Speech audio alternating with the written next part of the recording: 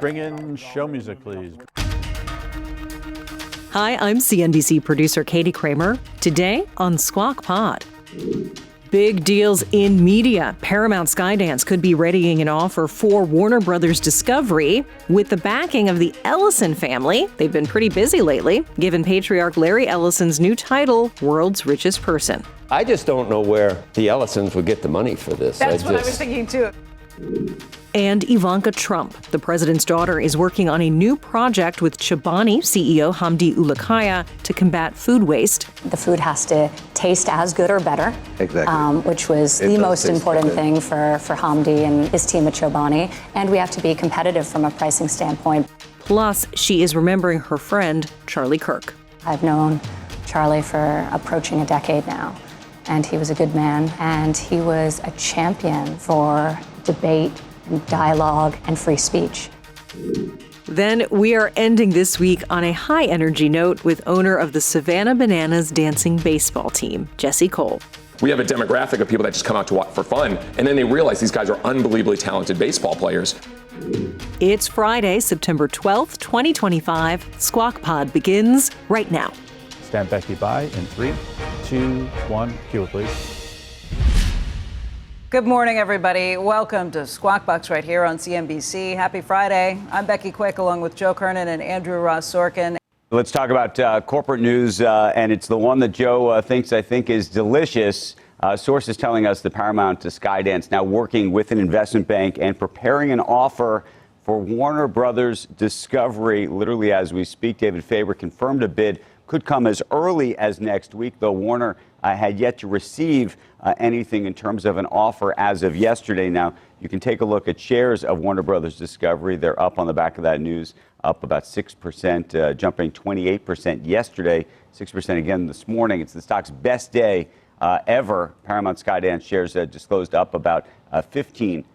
Sources telling us that the Paramount bid would be an all-cash offer for the entirety of Warner Brothers Discovery, which, of course, we've talked about a lot, had recently announced plans to separate its TV network business from its streaming and studio business.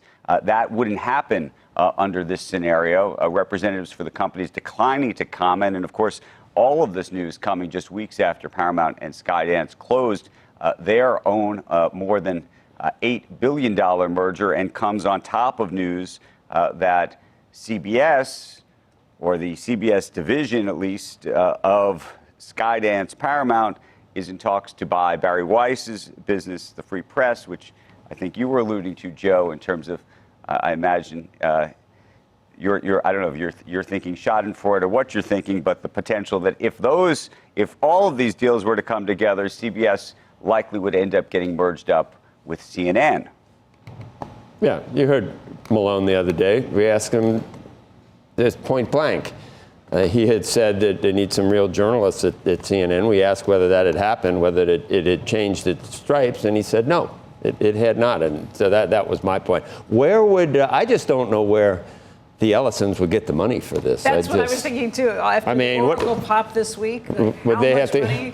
They got here's a little bit of the spare change. Exactly. A huge pop in the stock this week. A lot to think about, though, because, Andrew, I was just gratified that a lot of these things have worth, and it's good to see it. Maybe they're not valued in the marketplace, but I think Skydance sees worth in the studios and the streaming before it's split off and it's up for auction. There's also the angle of nobody thought they could get a deal done in this environment. Larry Ellison is obviously close to the president. Larry Ellison can get a deal. Right. You see what happens with this, and that becomes the question of if you're the right partners or the right acquirer, perhaps you can get a deal done. And I think that's what wow, this changes everything. And Andrew, the biggest day ever for Warner Brothers Discovery after it, I don't know whether I'd call it ill-fated, but a lot changed since Zaslav put that deal together, and the stock's down 60%. But it does go to the question of crony capitalism. If some people can do deals and others can't, just based on how close you are to the administration.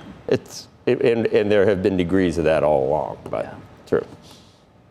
Andrew, now, by the way, but it also goes to your issue, Joe, of the Barry Weiss and Free Press deal, potentially, which is to the extent that, people have looked at that deal and said, $150 million for the free press or $200 million for the free press on an economic basis probably doesn't make, a whole lot of sense. But it makes a lot of sense if you wanted regulators, for example, and this administration in particular, to bless a potential deal that would ultimately merge a CBS and a CNN. Right. This is the offering. We're going to pay this much for something like this because we want to signal that we have a different direction we'd like or to you take. can genuinely agree with a change that's necessary in a lot of mainstream media. And I think David and Larry Ellison probably both believe that. Probably. I don't think there's any question about that. I think the question is how much is the asset valued at? How much is it worth? Is it worth more because you want to make sure you signal that quickly? Right. Yeah, it's tasty, Andrew. You're right. I admit things. I do. I don't. We saw Warren the other night, and Warren will say whatever he's. Why not? I'm not obviously 95, and I don't have $800 gazillion, but there comes a point where it's like, you see risky business. Sometimes you just got to say, WTF, huh? Is that what risky business is? WTF. He didn't say WTF, but he did say. You remember when he had the guy from Princeton? We'll let you say that. All right, thanks. We had the guy. That's fine, Andrew. You're still guarded. But they had the Princeton director of admissions, and he was having all the prostitutes at his house for his party. And he went in and put his sunglasses on and said to call the guy by his first name. Said sometimes you just got to say WTF, and then he got into Princeton. That was the moral of the story. Federal investigators and Utah officials releasing photos and a video of the person that they believe shot and killed 31-year-old conservative activist Charlie Kirk.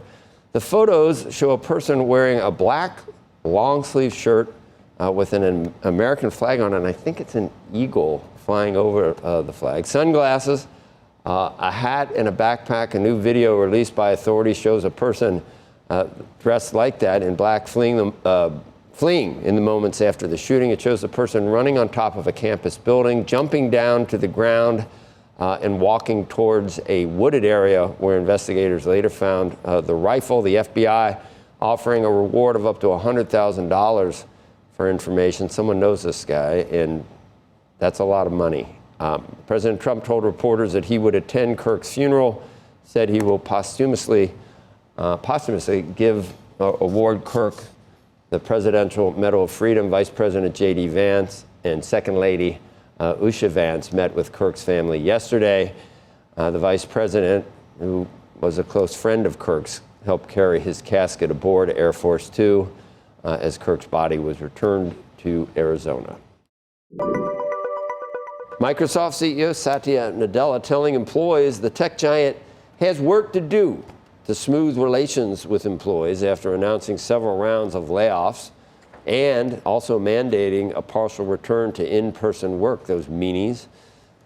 In audio of a Microsoft meeting held yesterday and obtained by CNBC, an employee asked executives to speak about a perceived lack of empathy in the company's, I can barely read this with a straight face, culture lately, and steps it's been taking to rebuild trust.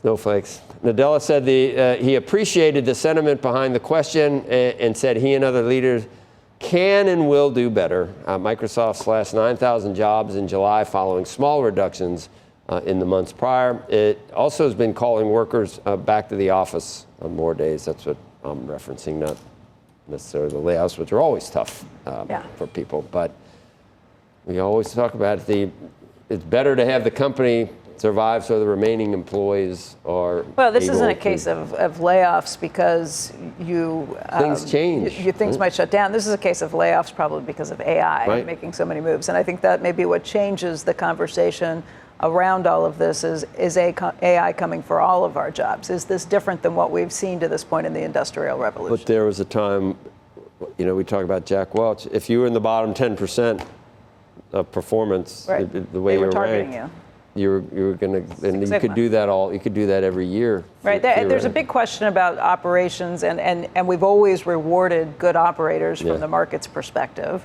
But, Andrew, I think I saw you nodding your head on this. Yeah. This is a question of how, is this different this time? Is that change going to come much more rapidly? And what does that mean to society as a result? I've always tried to stay right at 11%.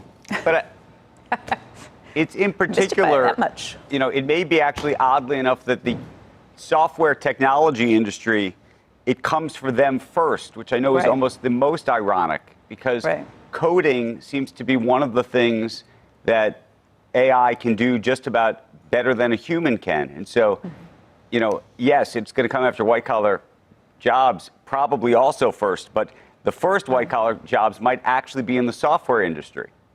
Right, and you've seen these stories, again, we've talked about this recently, stories of recent graduates with their computer coding degrees, computer programmer degrees, not able to get jobs, and layoffs coming. Everybody always thought that was the safe one, and you're right, the irony of AI coming for that first. But it's when you look at law offices, you look at investment banking, all of the entry-level jobs are at risk, and if you don't have entry-level jobs, where do you get the leaders of the future? And that's a huge question. And that's a huge, huge question. Yeah, I was going to lead. Andrew, we wear blue shirts. I don't have it today, but are we blue collar? What are we? We wear blue shirts every single day. I identify with, but I have a white one on today. Working man? Yeah. Man, there are people We're blue. Aren't we kind of blue collar, Andrew? You talk like a blue collar. Oh, the guy mayor just said you have soft hands. Okay. You do. I mean, look at these guys out here. How do you know I haven't touched you? I can see it from here. Wow. How about Sorkin? Softy? We all are. I'm not excluding myself from this. We got to go the guys to who are commercial working break. outside in the street right now. Teas will be next. Coming up next on Squawk Pod, what's in your yogurt? CEO and founder of Chobani, Hamdi Ulukaya, is working with Ivanka Trump to reroute berries destined for discard to your breakfast bowl. 40 billion pounds of wasted produce that's lost revenue for the farmers. It's nutritious food that doesn't get it onto community tables, and obviously all the negative environmental externalities. Until we talked with Ivanka about a year ago, I had no idea. Fruit, friends, and food waste, right after this break.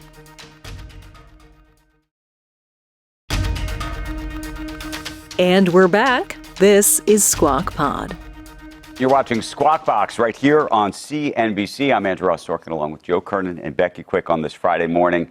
And we've got a lot going on this Friday. In an effort to combat food waste, two entrepreneurs have teamed up to reevaluate America's food supply chain. Joining us now, Ivanka Trump, co-founder of Planet Harvest, and Hamdi Ulukaya. Is that good? Yes. Wow. Founder and CEO of Chobani.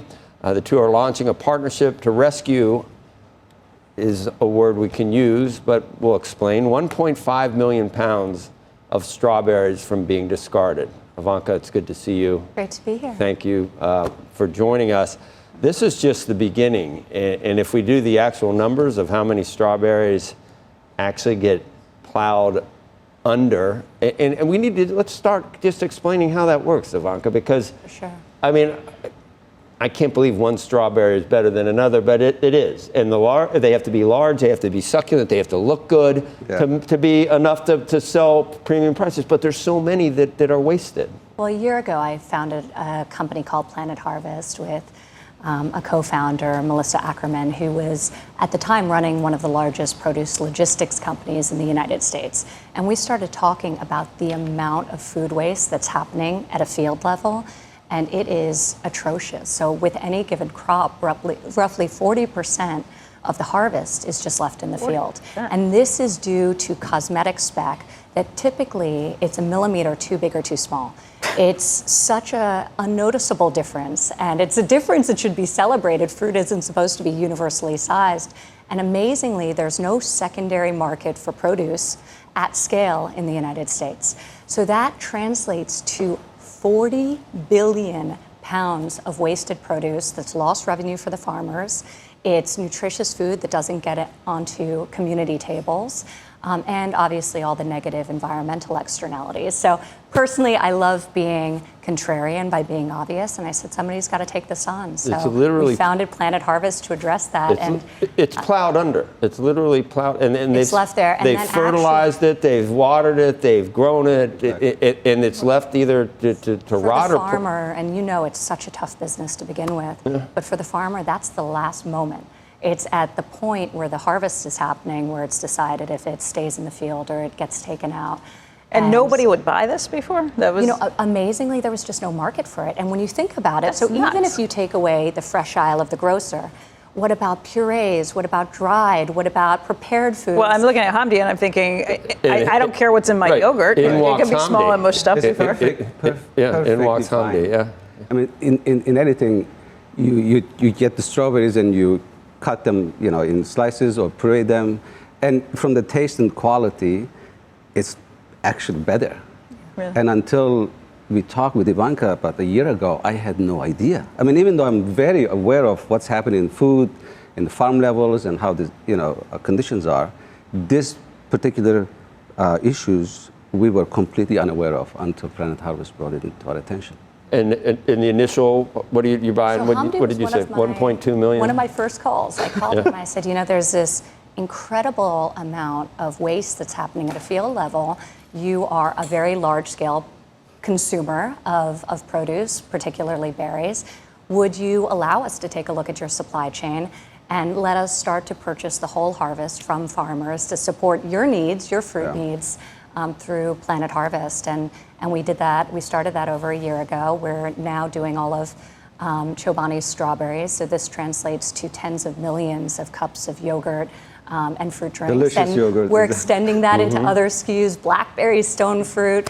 And we're working with large-scale grocers and food service companies and brands to do the same and really look at their supply chain and see how we can reduce the amount of waste, support farmers, and help the environment. So we decided to really focus on the larger companies so that we can drive the needle, move volume, and make an impact for the farmers. This would have been zero revenue for them that now is becoming quite meaningful. And you could do this 1,000 times with different people are watching now that are thinking, I could probably help here. Why for-profit? This is a for-profit venture? So initially, actually, it was going to be a non-for-profit. Right. How Hamdi and I were connected is when I was in government during the first administration, I started the Farmers to Family Food Box program during COVID, because all of a sudden the supply chains were disrupted and you had all of these farmers with no market to deliver their perishable goods into. So I became very close with farmers and what was happening on a farm level. And Hamdi called me after I left government and was telling me that that program had impacted many of his dairy farmers and how he appreciated what we were doing and wanted to see if there was a way we could do something in the private sector. We ended up doing just some great charitable work in communities where he has factories in Idaho and upstate New York around the holidays, which was amazing. But it really started for me a broader conversation. And initially I said, why don't we just buy this excess and get it to food banks? And I thought that to really do the volume, to make it a functional private sector business, and it has the ability, you can actually impact a lot more change. And ultimately, we're doing the philanthropy, and I continue to give back in the form of feeding those in need with this nutritious food. But I think we can really catalyze structural change to how the whole harvest is valued by consumers of product and hopefully people. And that Planet Harvest logo will come to mean something in terms of supporting smart agriculture. Yeah, you don't need to sell for profit because you can go to scale, I think. Exactly. It just works better that way. I mean, it has a dirty, I don't know why, in today's world, that the profit incentive is a bad thing, but it can grow something much more quickly. And I think Hamdi's, I'm so appreciative to him because he really gave us a huge shot. He said, okay, well, the problem is clear, even though it's not something that's known to most people about the amount of waste that's happening. And but he really gave us a lot of latitude and gave us some huge volume numbers. We started with strawberries. We spent a lot of time together in a field with farmers, multi-generations, saying that this was, life-changing for them in terms of somebody coming and buying this whole harvest and then being able to do generational planning and investing. Hamdi, I almost wonder, is this a situation where you can, make money by doing good at this too? Is it cheaper to buy these than it was for the other strawberries? It's not in the beginning, unless, you have early investment. Like, you gotta have to lean in. Like, that's what Ivanka said. We have to have a commitment and say, okay, this is a solvable problem. Now, when Planet Harvest brought it, I had no idea. When I went there, it's like, 40% of these fruits and vegetables are wasted. It's not even picked from the field. It's just first reaction is, this can't be so true. Wasteful, and then after they said, okay, it is true. We have to do something about it. You can't look at it economics from day one. You have to look at it what happens 3, 4, 5 years from now. And if you look at it from that perspective, absolutely win, win, win, win. When Ivanka says, you win for the farmers, win for the land. I mean, win for the land is massive. Amount of waste and the water usage. Win for the economy, and then win for the consumers. And of course, in the end, has to be win for the processors and manufacturers. That's very clear. It's very clear to us there's a path to be win for us. And for us, it was important, obviously we have to be competitive from a pricing standpoint. There's a lot of work we have to do to get into people's supply chains and really see and reorganize them. But obviously we want, the food has to taste as good or better. Exactly. Which was the most important thing for Hamdi and his team at Chobani. And we have to be competitive from a pricing standpoint, but we can do all that, and we are. I want you to come back, and I was thinking vegetables. I want to hear, you could do this with just about anything, but I want to ask you, because of this moment that maybe we're in this country, while you're here, you're out of government, but I know that you knew Charlie, and I know I spoke to your father yesterday. He was very measured in what he said, but Charlie, his whole goal was to try to get both sides talking, and I'm wondering whether, his death could be usher in maybe a discussion at this point. It's, Joe, it's unconscionable. What transpired and very personal. I've known Charlie for approaching a decade now, and he was a good man, highly principled, and he was a champion for debate and dialogue and free speech, the cornerstone of democracy. And he was silenced for being so persuasive, ultimately. And I think he represents the kind of politics we should aspire to, where you're not afraid of people who disagree with you. In fact, you welcome them into conversation and debate. And you're not afraid to have your opinions changed when a better argument is put to you. Once we stop talking to one another, it all breaks down. And once we're afraid of somebody's ability to speak, and Charlie was one of the best. His tongue, his brain, that was his sword.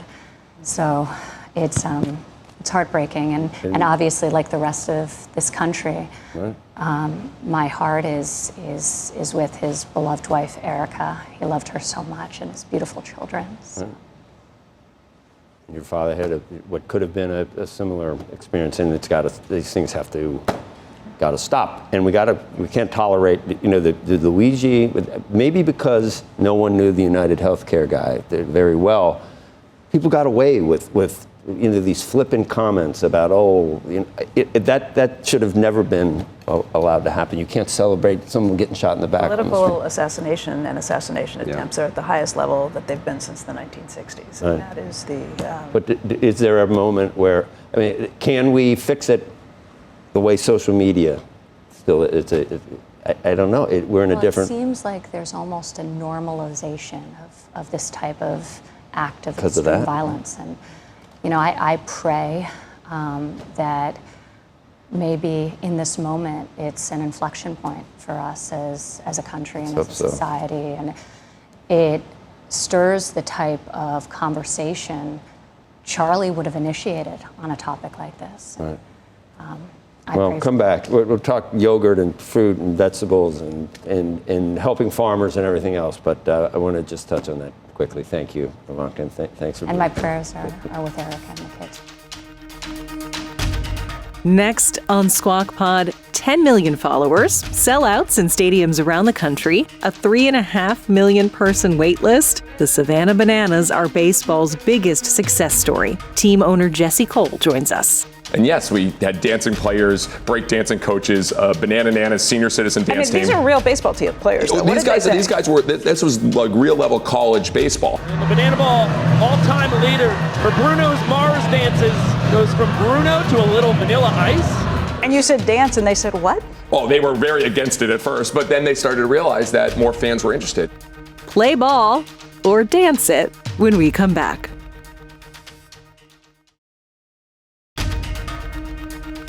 You're listening to Squawk Pod from CNBC. Here's Becky Quick. Up and Becky, Q. All right, welcome back, everybody. Exhibition baseball team, the Savannah Bananas, is set to play sold-out games at Yankee Stadium this weekend. The team plays by different rules, and it does all kinds of cool stunts, all kinds of things to get the fans interested and excited, dance routines throughout the game, all kinds of fun everywhere. And joining us right now is Jesse Cole. He's the owner of the Savannah Bananas. You guys have been an absolute phenomenon. And when I looked at it first, I thought, man, this guy is like the modern day P.T. Barnum, but you are so much more than that because of how you are rolling this up as a business. And I want to talk to you about the entrepreneurial aspects of this.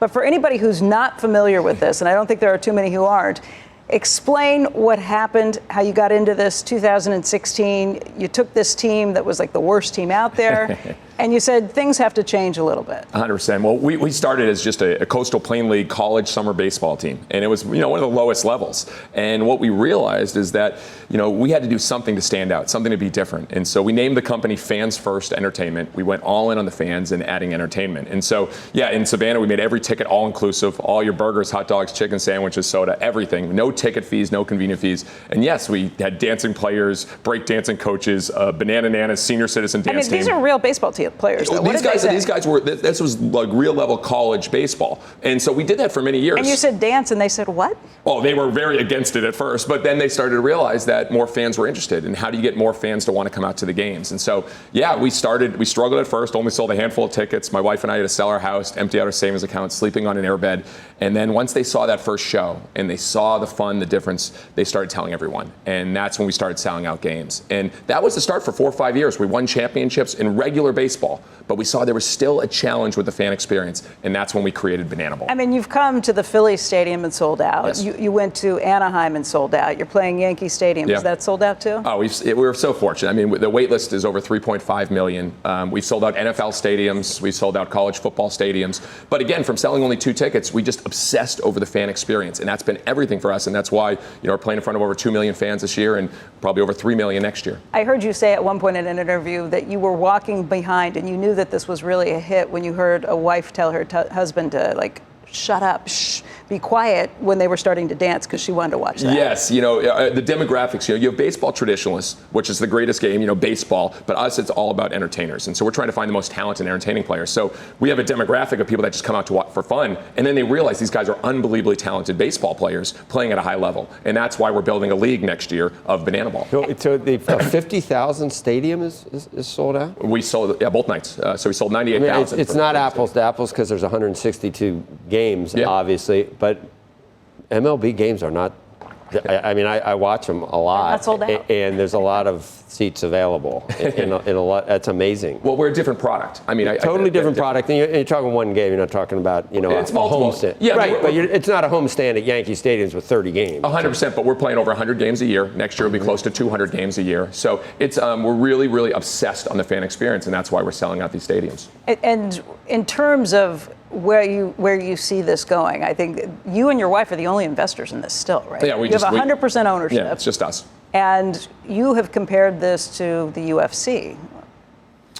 Yes. Is that where you see this going? Well, we've been so inspired. We look at people outside the industry. We've been inspired by watching WWE, UFC, Cirque du Soleil. And when you look at the UFC, I'm blown away by them because what they did is boxing, a traditional sport, which is great. They're always going to have the best boxers in the world are going to be boxing. And then the UFC said, what if we change it a little bit? What if we alter it? What if we get something that maybe opens to a different demographic? And so, I feel we're opening to another demographic. But by the way, the rules of the game are The UFC's not going to start dancing in the middle of. But it's different. It's an obsession with the fan experience. What Dana White is so good at doing is he's looking at how do you get people the attention that you can't take your eyes off watching it. And the same thing with WWE, even though it is scripted, it's the storylines. So for us, we're obsessed with every second of the show. Right. I mean, that's why, it's not just dancing umpires and dancing players. There's unbelievable trick plays. But the game's not scripted. No. And there's unbelievable trick plays. Guys are doing backflip catches. Yeah. And so we're obsessed with the game. And if they miss it, then it's bad. It affects the game. The team will lose. Yeah. So you need to have a skill level. And so when you look at it like that, it's like, all right, we're trying to build a sport. Yeah. And the way it works is you get a point if you win the inning, basically. Yes. So, and there's a 2 hour limit. Yes. So no matter, there's not going to be 9 innings necessarily, 2 hours, and that gets people in it. 100%. So we built the sport, they built the game to look at every friction point in the experience for a fan. So yes, the games are over 3 hours long, and that's too long. Yeah. Stepping out of the box, mound visits, bunting, no walks. And so yes, you make it so every moment that you can't take your eyes off what's going to happen. And we got a lot of work to do, but it's been a fun journey so far. And you're adding another team into the league next year? Yes, we have 4 teams right now. And what people don't understand is like the Party Animals were our second team. They have over 6 million followers. They have more followers than every Major League Baseball team on TikTok. So they sold out their tour. The Firefighters sold out their tour. The Tailgaters in Texas, they sold out their whole tour in Texas because people want to see this new level, this new experience. You own all of that? Yeah, we own all that. And we have 2 new teams coming in 2026. And so that's what fires us up is because we know there's so many places that we can take this game to. We're going to go to states that people never imagined, North Dakota, South Dakota, Oregon, because there's places that don't have professional baseball and try to make it fun for everyone. And so that's the vision, that's the goal, and we're having the time of life. You have said the league is not for sale right now. What would change that? Nothing. We will never sell this, and I'll put that on record. Because when you have something that you are obsessed over and you love, and you get so much excitement about seeing the fan experience, every night we'll say at the end of the game, and there'll be thousands of fans hours after the game that just want to meet us and connect with us. That's a feeling, that's a love, and it's not about money, it's about creating fans. Do you ever need more money, though, to get bigger, to make additional... No, our fans support us. So, our business model is very simple. It's ticket sales and it's merchandise. And if you create a great product that your fans love, they will buy tickets and they will buy merchandise. And they support us. And so we keep trying to give back to them to make a better experience. You have more, how many outfits like that? I have 9 yellow tuxedos. You have 9 yellow tuxedos. Do you have yellow underwear? That is a question I've never been asked on record. But the answer is yes. Do you live in Savannah? Savannah and Charlotte, yes. Because Savannah, both of those places are, you're lucky you lived in Savannah because it rhymes with banana. Did you ever think about that? Or? That was part of the vision of creating the Bananas and having a senior citizen dance team, the Banana Nanas. And the Man-Nanas, our dad bod cheerleading squad. It's just also serendipitous that it came to pass and is so successful. Well, I think things happen for a reason. When you do things for the right way and you do it with the right intentions, things happen. And from sleeping on an airbed and having to sell our house to where we are now, I still believe we're in the first inning. We got a long way to go. Can you tell us how profitable you are at this point? The business is very healthy. I will say this. I don't even know what's in the bank account. We know that we're selling out every single game. We know the fans are supporting us at a high level, and the business is unbelievably healthy. We keep reinvesting for our staff, our players, and the experience. We're spending millions on our broadcast because all of our games are broadcast for free as well. Wow. So we just continue to try to give back to the fans. If you keep doing that, the money, everything else takes care of itself. Do you know how... We've worked together long enough, so I got my thing. So they said, what number do you want? I'm Kernen 13. I had no idea. I sent mine in. I'm quick 13. Becky 13. A lot of 13s. Well, this was my number. That was my wedding. Yeah. And but it's weird when you said we both got. So one of us has to. We can't be on the field at the same time. Okay. But guys. Yeah, Andrew. You're not 13 too, are you? I'm lucky. No, it's not. No, it's very lucky. 13. Why very you want 13? Lucky. It was unlucky for my wife. Yeah, it was it's our anniversary. I've always loved 13. I can't be afraid of it. But I have to say, Jesse, thank you for coming in. Thank you for sharing this. And please come back because I'm all excited about how you built this as an entrepreneur. We're the other Tuck. We're one of the other ones. We're one of the other ones. You'll know it. No one's ever asked you about I can't believe that. That's usually get into more maybe serious questions, but yes. Serious questions for the Savannah Bananas. Makes a lot of sense. We take our fan experience very serious, and we take fun very seriously. Excellent. Thanks a lot. Thank you, guys. I'd like to be on the 40th anniversary show. Book me, will you? been marking and I'm thinking about it, the 30th anniversary. We didn't really get married. Is it a birthday or an anniversary? It's kind of either one is. I think when President called us, they said happy birthday to Squawk Box. So I thought it was for your birthday. No. Yeah, that's not. Yeah, but anyway, happy. We could do another 5. Let's do all. We should do it every once in a while. And then we have more, I think. But wait, there's more. We did celebrate the other night. Yeah. On a very high floor down at Hudson Yards, joined by Warren Buffett. There's Bob Kraft, Mario. Gave a little impromptu speeches. We kept it really short, right, Sorkin? And people don't like. You like being at a cocktail party? Kept it super short. Yeah. Super short. Not easy. It's a fan pleaser.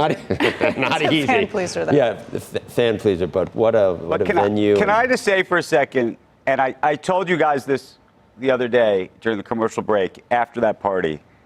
It was so emotional to think just about being all together all these years, and it's you guys, it's the production crew, it's everybody, and it's an amazing family, and it's an amazing family of guests who've been on the show, who've made it what it is, and I just want to thank Joe and Becky and everybody involved in this. It's an amazing thing. Same here, Andrew, really and that was a breakthrough moment, I thought, for us the other morning. You looked at me with a certain level of sentimentality. It was nice. It's only been 15 years, and we've done it. We've made it. I think we've broken through. We have broken through all together. I think so too. And I do want to say thank you to both of you who make this amazing. We love each other. I want to thank the staff like Andrew did too. I mean, Ed Taroni and Katie Kramer and Dave Evans and Matt Greco, Rob Contino. There's so many people who put this together and make this happen every day. And Casey Sullivan, who is paid, and Mark Lazarus, who is you forgot to thank. the most important person, and the greatest person that we have associated. So, and a good golfer, good friend. But it's been a great, lots of years, and we appreciate all the viewers at home, too. So thank you all. I like Warren. I want to make 50. He wants to make 40. I want him to make 50, and I want to make, might have to be dog years, Andrew. I don't know. We'll give it a shot.